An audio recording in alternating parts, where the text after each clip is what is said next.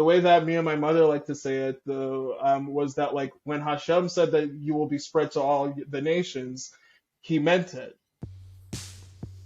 We're dreaming the world to come, spiraling in time, dreaming alive, dreaming alive, dreaming the world to come, dreaming alive, dreaming alive, can you hear our song? Hi, I'm Nomi. Hi, I'm Rebecca. And this is Dreaming the World to Come. This is Dreaming the World to Come, a project where we reimagine time and the ways we relate to it, aligning with ancestral Jewish traditions and honoring the diverse voices and experiences of the diaspora, past, present, and future, and the magnificent humans who have been dreaming of a just world for millennia. Nomi and I are both queer, non-binary, white disabled Jews and Hebrew priestesses or priestesses. We live in the Pacific Northwest on Squaxin land, also known as the Stechas Village, and known colonially as Olympia, Washington.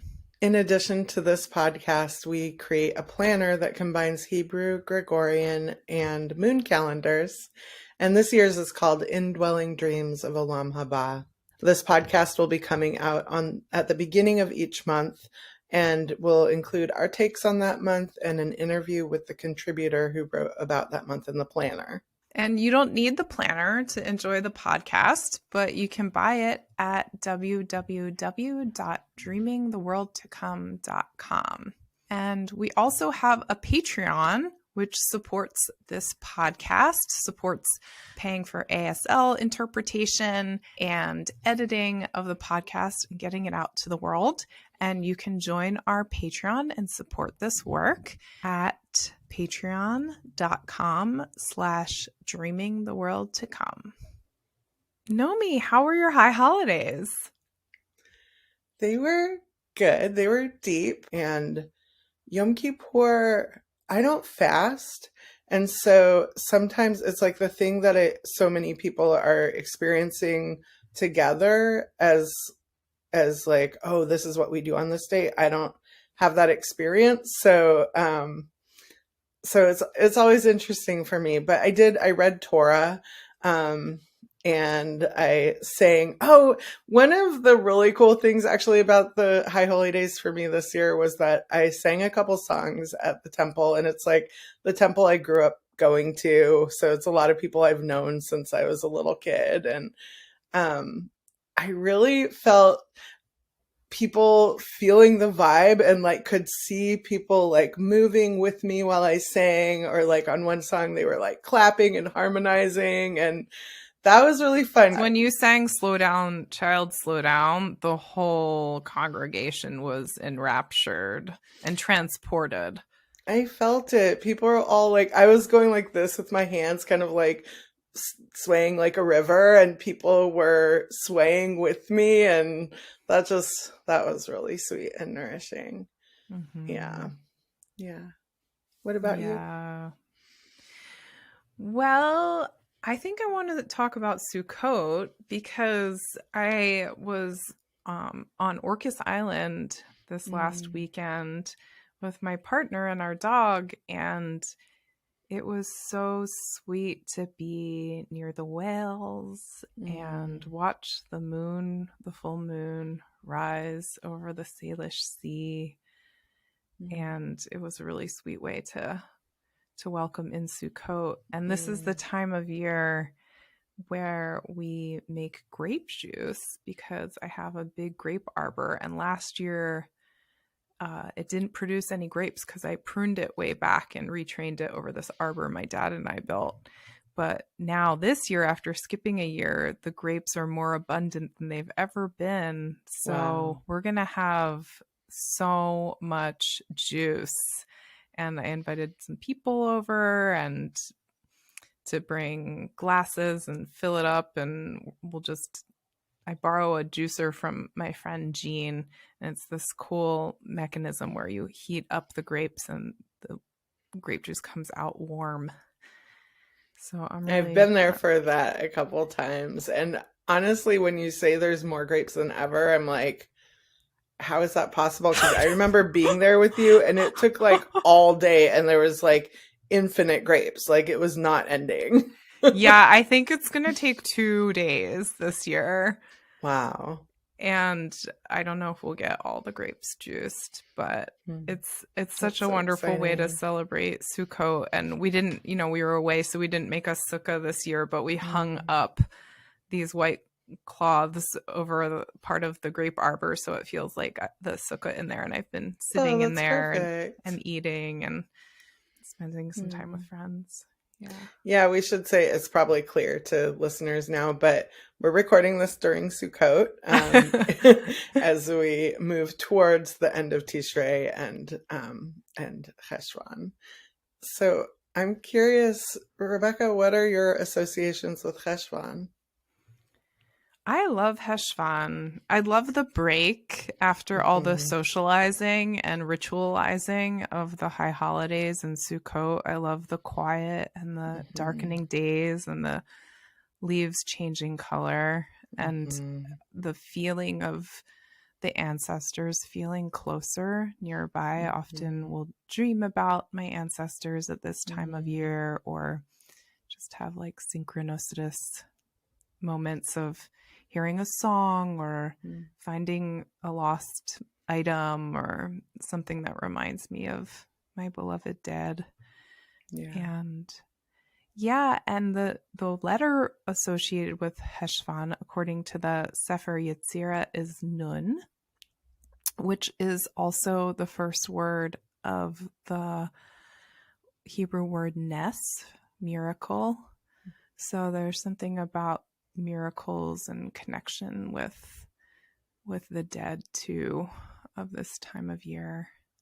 And I'm doing this project where I'm connecting the Hebrew letters with animals and plants, and the animal that I've connected with Nun in this time of year is the bat. I love this association with bat with this time of year, the night pollinators and the little mammals that sleep upside down. And that people associate this time of year with it being a little spooky, but it doesn't feel spooky to me. It feels more comforting.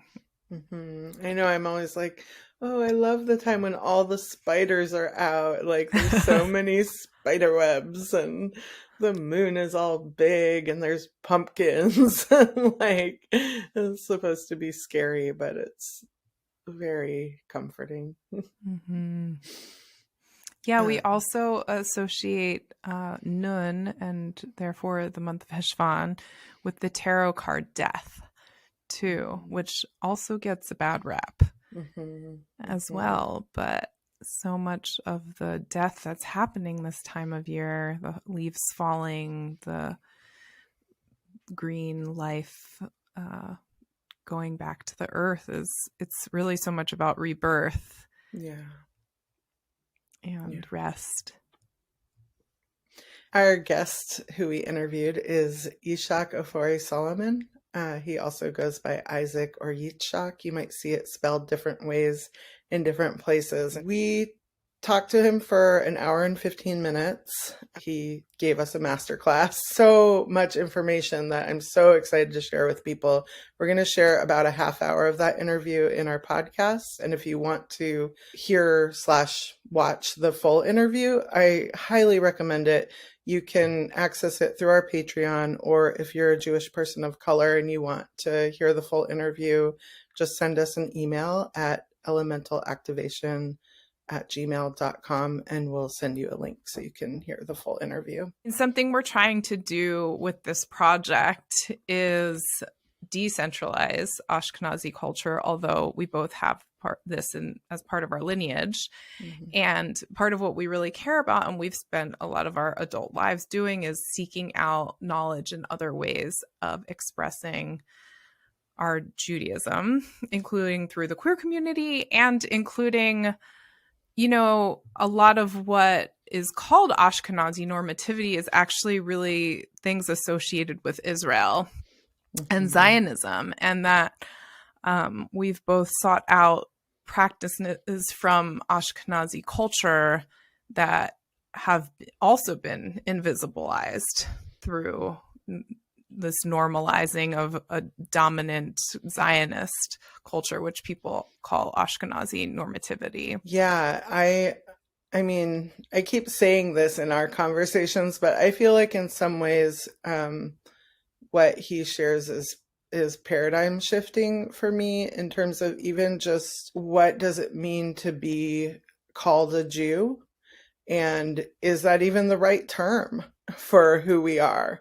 What are the threads, like these links that go way back to certain texts, certain practices, but that have been like carried on and carried on and carried on through so many generations, and that we wrestle with God, wrestle with our relationship to our own humanity and others' humanity, and those being the things that we really want to honor and nurture and hold up and follow, as opposed to some kind of like monolithic practice or identity. Well, with that, we're going to share this incredible scholar interview with you. I hope you enjoy it.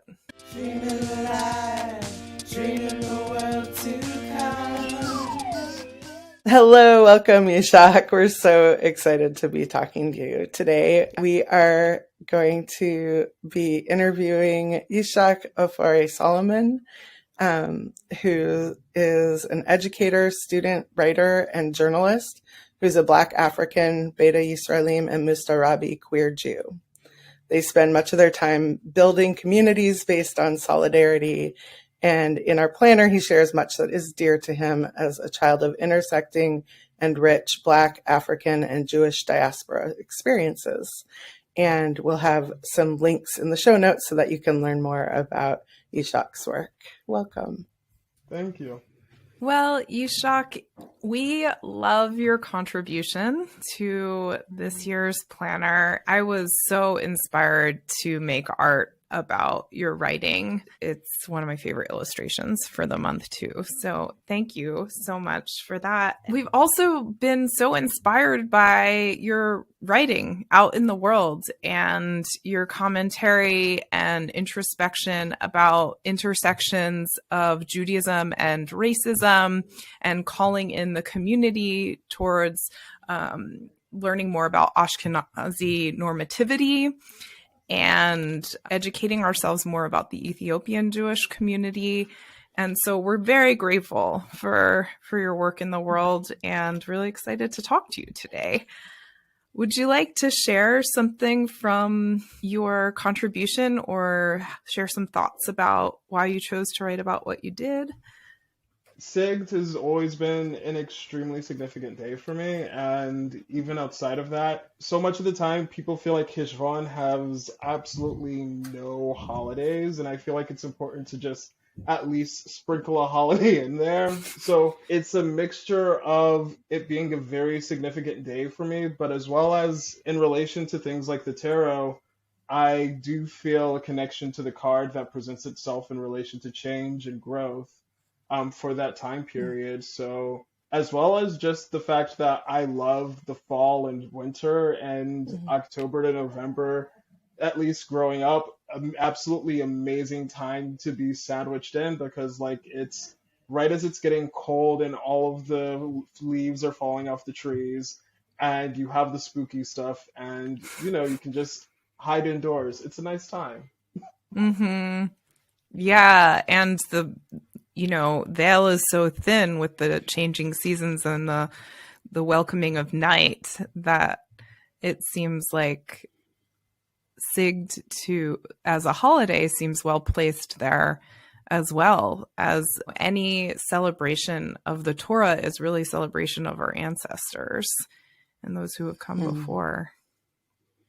Entirely. And the reality of SIGD being such a specific celebration of our ancestors, it being a celebration of one of the most significant commitments that anyone who's come to be part of our people have made at some point, like especially as a Jew of color and especially with a lot of the people who I make Jewish community with, including converts, and a lot of them including people from interfaith communities and backgrounds. I feel like it's so important that Sigd is the holiday that really sits there and says, you know how when you come into our community, we say that it's a situation where you were there at Sinai with us? I feel like it's such a beautiful holiday because it's literally being there at Sinai to me. I'm happy that the Qasim have opened it up to the rest of the community because I feel like it holds so much power for so many Jews of so many different backgrounds, and it's in the middle of an extremely major transformative season. One thing we were talking about in relation to your piece and how you said that it's been opened up so more people are invited to celebrate Sigd, and also you were kind of warning people or cautioning people about how to participate in that, and especially welcoming other Jews of color and others from the African diaspora to embrace Sigd. I feel like when it comes to any holiday, what really matters is that you're taking that holy day and you're following the spirit of it. Take it and see what it can mean for you, and take care while you're doing that. It depends so much on intent, and it depends so much on the way that someone's going about it and the potential connections they have for it. And I feel like a lot of times, and it bleeds into Ashken normativity, this also centering of Jewish life in a positioning where most of Jewish life we discuss is in the context of Europe, and even more so, more recent context within America and other settler colonies. So I feel like there's also an importance for Jews of color, especially, but honestly for people who also just happen to come from places, arguably, where like they just would have historically been of a different minhag. Like I feel like it's important for people to have those spaces and those abilities to connect. Like just as I invite Black people and Africans, whether they be Jewish or whether they're a member of the diaspora who would like to come and do something Jewish with Jewish folks, I feel like it's such an important ability for people to be able to experience something that is not just Jewish, but it's Jewish and it originates in a place where we don't really get to hold the way that we get to hold other places when it comes to the geography of the Jewish people. So I feel like it's such an important thing for the Jewish community to lean into the fact that up until our parents' generation, our grandparents' generations, what's seen as cohesive Judaism didn't exist. Like we've developed as part of where we're from. We've developed as part of the natural biology, as part of the natural geography, that humans are part of the natural system. And I feel like the reality is that like in a lot of places, especially namely Ethiopia, the Maghreb, Iran, India, Kurdistan, Afghanistan, Greece, Austria, you see Italy, you see the emergence of these Jewish communities that predate what we would even recognize as Judaism. And some of those communities, for example, like the Ethiopian community, we kept our pre-rabbinic, even though we have had a lot of development since then.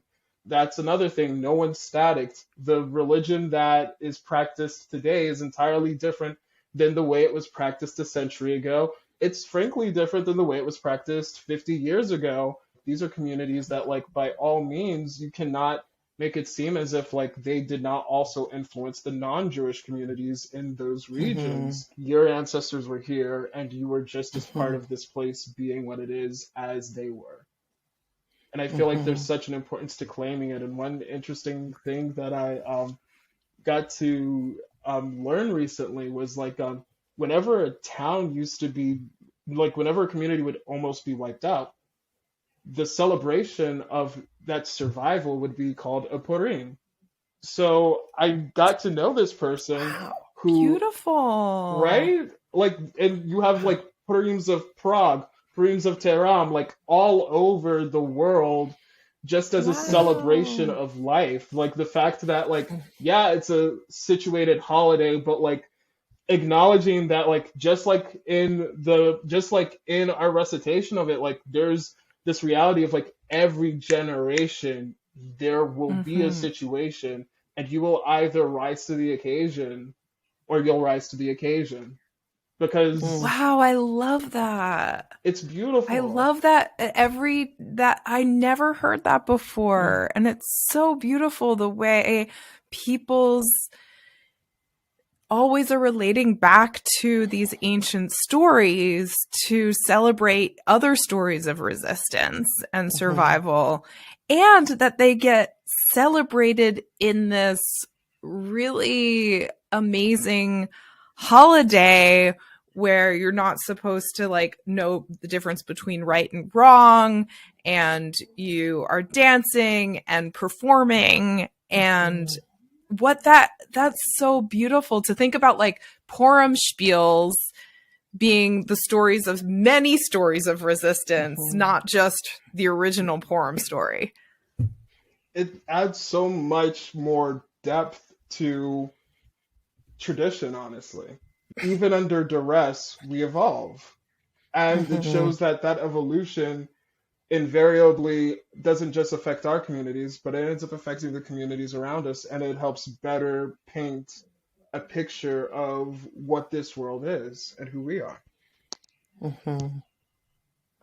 Sometimes I think of Judaism in a way almost like playground rhymes, where it's like you learn the version that is popular on your playground, and then other people have learned the same song, but it has like certain words that are different or certain, and when I read Torah and teach trope to people, I think about like, I learned from two specific Ashkenazi rabbis, and what I do is a combination of what they both taught me. Judaism all over the world is like both rooted in this text that is common, has a common language and common stories, but then travels through so many bodies and so many other languages and so many other ways of knowing. And I love that so much. And when I have opportunity to hear other types of trope, it's like I can hear all the voices that came through that, and just felt really Well, and good. it's just unfortunate that because of Ashkenazi normativity, we've lost so many. I mean, many cultures have held on to it, but that there's this like broad, really related to Israel so much connection with Ashkenazi normativity, and that it's just missing so much culture and so much beauty of Jews. And the worst part is that it was done intentionally. Like the worst part is Right. that children were separated and parents were forced not to speak languages at home. And Yeah. the worst part is that on certain levels, it still occurs day by day. Like the realities of like the fact that thankfully we have Yiddish programs, but try to find a Ladino program, try to find Judeo-Arabic, Judeo-Neo-Aramaic, Judeo-Malayama. I can go on. I work with a few Jewish language recovery groups, but I've been grateful to be able to, I want to plug them. Oxford School of Rare Jewish Languages, every so often, they hold classes and they'll teach you anything from classic Yiddish to Judeo-Arabic to Judeo-Neo-Aramaic, and they have like 2-3 different Judeo-Arabic dialects, and they have a lot of resources. And there's been such a significant loss, and it's so much in relation to Israel, it's so much in relation to Zionism. Back in the 1800s, there was a concerted effort on the part of those Western European Ashkenazim who decided to align themselves with colonial powers in hopes of liberation. Right. There was a concerted effort to try to assimilate these Jewish populations on a global scale. Like one thing that occurred in Iran specifically was that there were so many French Jewish language schools that at a certain point they just lost their nusach. And There's also a situation where similar happened in Ethiopia over the course of since the 1850s. You have this combination of German and French Ashkenazim saying they want to help the community, but a lot of times this help looks like enforcing standard Hebrew. A lot of this times this help looks like converting people to rabbinic Judaism. A lot of times this help looks like undermining our traditional religious and spiritual leaders. And this is not just a situation that is faced by the Ethiopian community, it's faced by other African and Asian Jewish communities. It's faced by a large amount of Swana Jews. And then also you have groups like the Karaites, who these are non-rabbinic Jewish groups that, like, even still, the question of Jewish, that ends up leading to other questions, because in relation to Karaites and rabbinic Jews have historically been at each other's throats. And it's a situation where, like, the state's gone as far as to say that it's a Jewish state and Karaites are not considered Jews and therefore have inferior rights. Like, that was straight up printed in Haaretz, like, back in 2008. And wow, it's not that long ago. Yeah, no, like, the same types of people are. The rabbinate is still full of, like, dangerous individuals, like, extremely scary people. And it's a situation where, like, there's such this co-option of Jewish diversity. There's such this co-option of the fact that the way that me and my mother like to say it was that, like, when Hashem said that you will be spread to all the nations, he meant it. Yeah, but some people don't want to celebrate that or accept that and even go to, like, I love how you framed that as the assimilation of Eastern European Jews assimilating to colonialism. Yeah, because that's exactly what it was. That's the assimilation. One thing I've been thinking about is, like, Am Yisrael, like, that as a larger identity. I think one thing for our people has always been the fact that we exist in this modern day because we change, we challenge, we question. One huge thing that I've always loved about being a Jew is, like, our story that defines us is that we wrestle with God. It's beautiful to follow God, it's beautiful to submit to God, but we wrestle God. Every day that we wake up, we get to define what our tradition means to us. And through that, we will be defining what it means to so many other people. I grew up learning about Judaism from my family. I grew up learning from my grandfather in particular. It's really such a recent, like, thing that really was introduced through Ashkenazi communities of this idea that, like, oh, the rabbi teaches you. But in so many other communities, it's always been like, you're going to learn 90% of this from your parents. There are those quirks that are only ever going to be readable because your mom comes from Great Neck and her mom comes from Belarus. Like, there's certain things that'll only ever be readable because your dad comes from Silver Springs and his dad originally came from Kenya. Like, there's so many things that, like, when it comes to identity, like, they leave a mark that says this is ours specifically, and I find it to be such a unifying factor. One thing that I've been feeling in relation to, like, the Jewish community and the fact that we need those spaces to grow, we need those spaces to grieve, we need so much more space to heal. I feel like, unfortunately, Ashkenormativity has even put a certain level of a veil onto that too.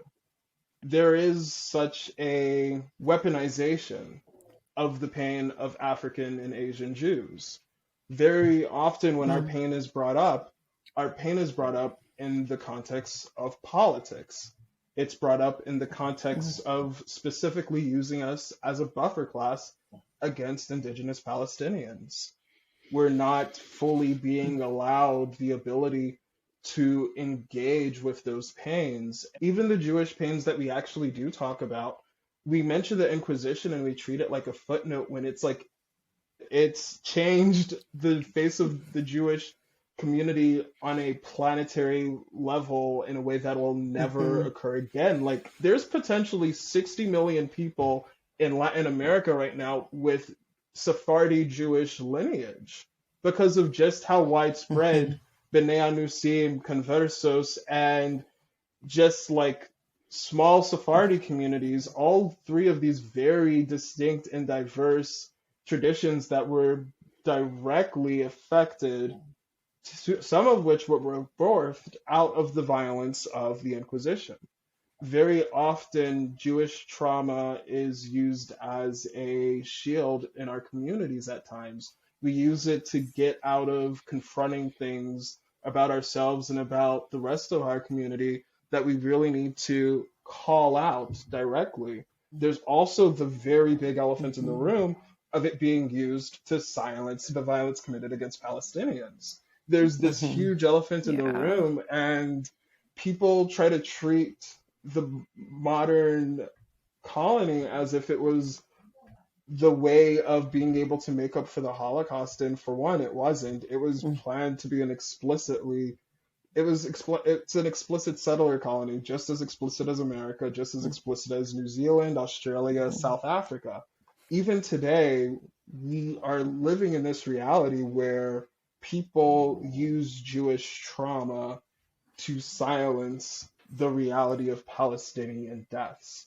There's this very awkward space of the fact that there's too many people in our community who are not willing to go past their trauma. So much of Jewish community has been defined by trauma. And so many people feel comfortable only wading into their Jewishness as much as they wade into trauma. And I feel like there's such a danger to that, because with that right there stands the basis that's used to justify the violence that's being committed. Like, there's this reality of it's being committed in our name. And as long as you are not actively against that, you are inherently adding and advocating for said violence. Thank you for speaking to this, because that is a vision of the world to come that we really hold with this project, is Palestinian liberation. Honestly, there won't be a Judaism if it isn't beyond Zionism. At this point in my friend group, you're probably not a friend of mine if you haven't gotten like permanently disinvited from a synagogue, at least one, because even the most bland defense of Palestinians is treated as a threat. I'm not necessarily a Torah literalist, but I definitely believe that we cannot commit this level of evil and not think that's going to result in something. I legitimately believe that for the safety of Palestinians and for the continuation of ourselves, aligning with these destructive evil powers, ontological evil is ontological evil, and aligning with such is only going to produce evil. For one scripture that I like in particular from Pirkei Avot, the second chapter, the third paragraph of it, when they discuss how you are not supposed to trust the authorities in the land that you live, and you're not supposed to work with them because they are known for betraying people. And as Jews, we have a lot of things that we claim, and we need to start actually interacting with that. One thing I've been questioning is, what is a Jew? Who is a Jew? And what is that going to look like? The way I see it is that Beta Yisraelim, our traditions predate Judaism existing, and Judaism, by definition, it was a term created by groups of people who were not us to describe us. And it had a very specific connotation of you are either a descendant of the tribe Judah, or that you were from what at some point was known as Judea, now Palestine. The way that I see it, I've been having kind of an identity question, because within Ethiopia, the term Jew really didn't start becoming something that Beta Yisrael used to describe ourselves until like the last century or so. And it was something that was more so brought in by our relationship with German and French Jews. It was something that was more so brought in by the fact that this was the terminology that was used to describe the group on the communal level, on a global level. But historically, our name literally means House of Israel. Like, it describes our religion, it describes our ethnicity. So historically, the legends when it comes to how Jews arrived in Ethiopia are actually pretty similar to the ones on how they arrived in Yemen. And I feel like that goes more to show how, like, in diaspora, we are a part of our local geography. It goes to show that we're not always distinct, we're not always separate. It's not always a situation where we're afraid of each other or we're at odds, which I feel like is so often the only story that's told in relation to, like, pre-modern Jewish life. And I feel like that's something that's so dogmatic and so important for us to get past, because it's gotten to the point where even rabbinic Ashkenazi minhag has become so tense within itself. And then you end up seeing how that tension looks at, like, when you go and look at a different sect.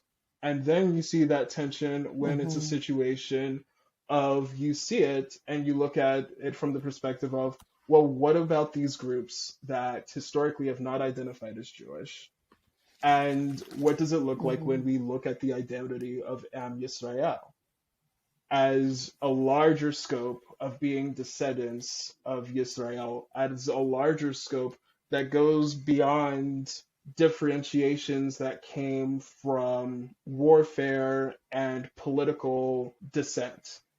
That's the type of stuff that we're still dealing with. We're still dealing with the fact that the rabbinate feels that its traditions are superior. We're still dealing with the fact that there have largely been these assimilations and standardizations that have occurred. People don't really talk about it because it's a sense of shame. It's a sense of extreme violence that was practiced against us. And it's a situation where, like, so much of the time we end up being placed in these positions of coercive community. And I feel like one huge thing that we need to do is to look outside of what I would call coercive community. One way of doing that would be to fully incorporate, fully digest, fully play with the ideas of all of the different places and peoples that we are made out of. I feel like there's such an importance to this diaspora as a locality, but also diaspora as a curiosity. And I feel like there's, within that, we're able to not just affirm who we are, but more importantly, truly grasp with who other people are. So one thing I have been thinking about is, like, what do we look like going forward? And I've been thinking about, what does Jewish identity look like? What does Beta Yisrael identity look like? What does Am Yisrael identity look like? What does identity look like when we're not letting old men who might be very well read, but who are not behaving within the most important charges we are given of respecting and grappling with humanity? What does it look like when we do away with that? What does it look like when we truly push? And that's something that I really appreciate about groups like the Kohenets, and that's something that I really appreciate about movements like the Neo-Hasidim. And I feel like there needs to be more pushes into this. I feel like you can't really talk religious reform and religious and cultural identity without it all boils down to the fact that this can only be done with a solidarity to Palestine and the Palestinian people. And I feel like the most bare minimum way of doing that is Am Yisrael.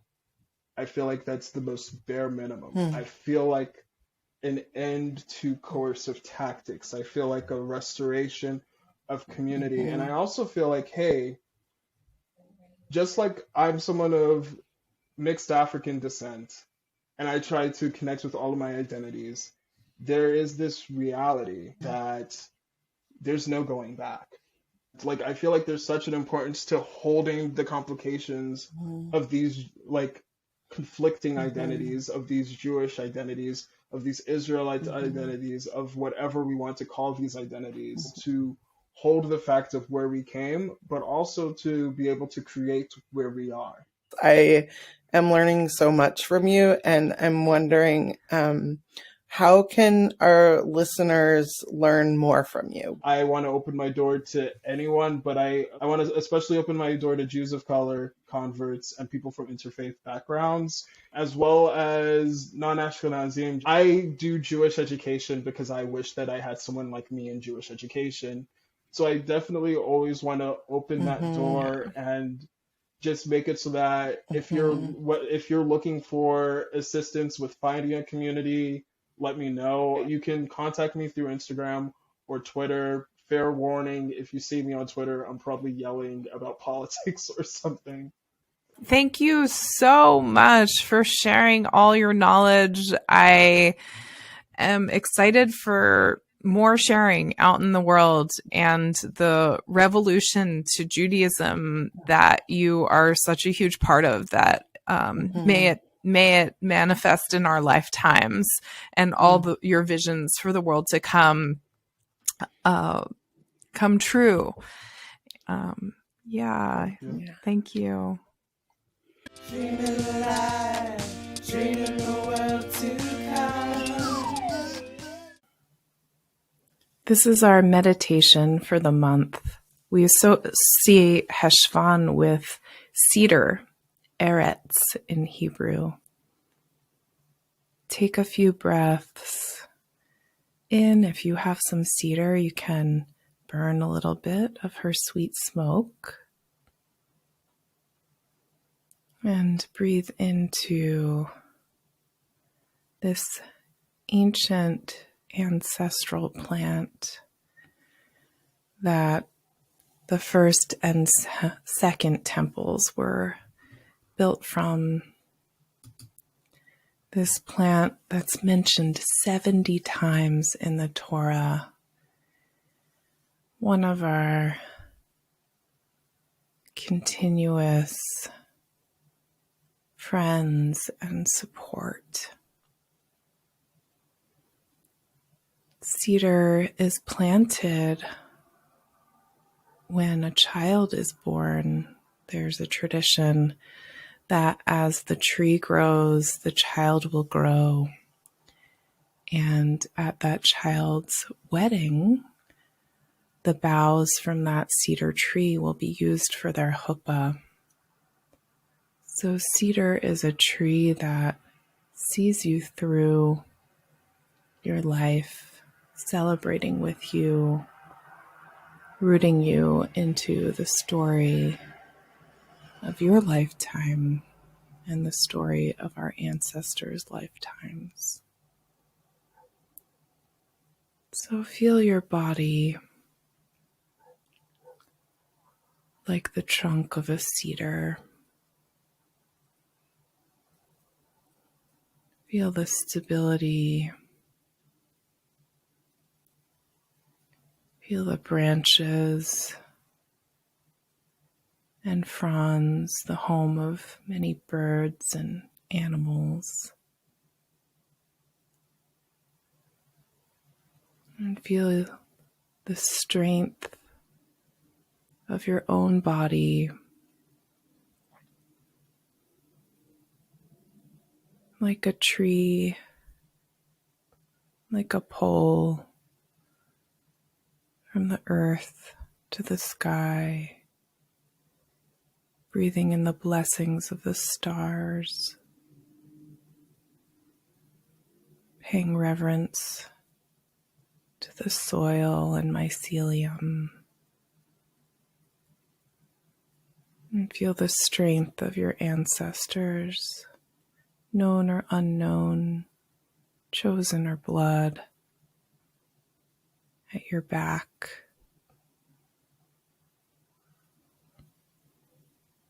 Thank you, cedar. And now it's time for This Way to Olam Haba, signposts that are pointing our way toward the world to come. And these are projects that are working toward building the future that we want to live in the present. And this month we want to highlight the Jewish Reconstructionist movement's adoption of a draft resolution towards supporting reparations. And we just submitted a proposal to the board of the local synagogue, which is affiliated Reconstructionist, to create a task force on reparations. And our big project that we are hoping to do and planning to do is to raise the money and also just provide the infrastructure to provide safe, secure, long-term stable housing for a local Black family who's been very seriously impacted by white supremacy. So we're excited. We know the resources are there to be redistributed. They just bought a parking lot for $1 million. So we know there's money there and we can fulfill this vision. Yeah. And so we'll keep you all updated throughout the year of what happens. And we have a couple other announcements. Thank you to everyone in advance who has been supporting our Patreon. We really, really appreciate it. We have enough patrons now to pay our contributors for their interviews for the month. And we're hoping to get some more patrons to support paying for ASL interpretation. Hopefully, we'll mostly be able to have deaf ASL interpreters for our podcast and also to pay our editor. And shout out to Jay and Amy who have done editing. Shout out to Jennifer and Aaron for their interpretation. And yeah, thanks everyone. And you can support us at any level, $1, $5, $9, and you get the long extended contributor interview. And if you liked what Yishaq said, there is so much more up on Patreon, and it's yours to listen to and enjoy. Yeah. There's so much there. It's amazing. And we still have planners, and they're on mega sale. What's the code for the 20% off sale, Nomi? The code is all caps DREAMING, DREAMING. So head over to dreamingtheworldtocome.com and get your planner or buy one for a friend if you have somebody in mind.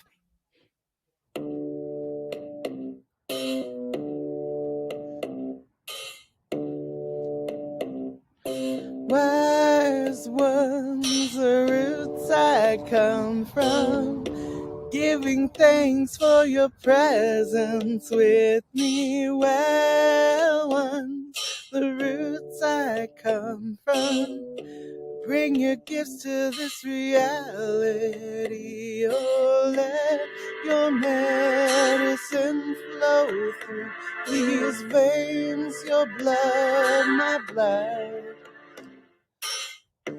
Let your medicine flow through me, these veins, your blood, my blood.